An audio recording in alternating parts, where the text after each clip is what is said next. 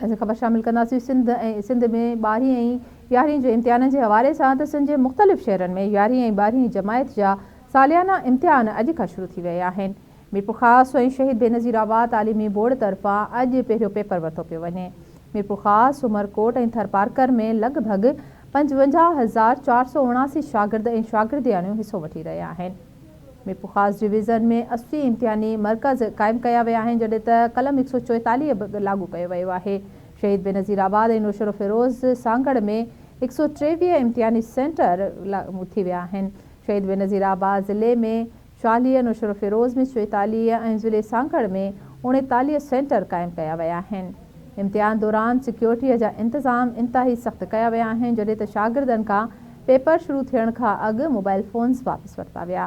शेख भिकियो में बि सभई शागिर्दनि ऐं शागिर्दियाणियुनि इम्तिहान ॾेई रहिया आहिनि। सख़्तु गर्मी ऐं बिजलीअ जी लोड शेडिंग सबबि शागिर्दनि खे ॾुखियाइयूं पेश अची रहियूं आहिनि। सिंध जे मुख़्तलिफ़ शहरनि में 11हीं ऐं 12हीं जमायत जा सालियाना इम्तिहान अॼु खां शुरू थी विया आहिनि।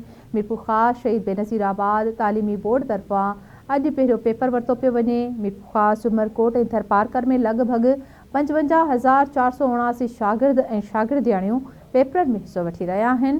मीरपुर ख़ासि डिवीज़न में 80 इम्तिहानी मर्कज़ क़ाइमु कया विया आहिनि। कलम 144 लागू कयो वियो आहे।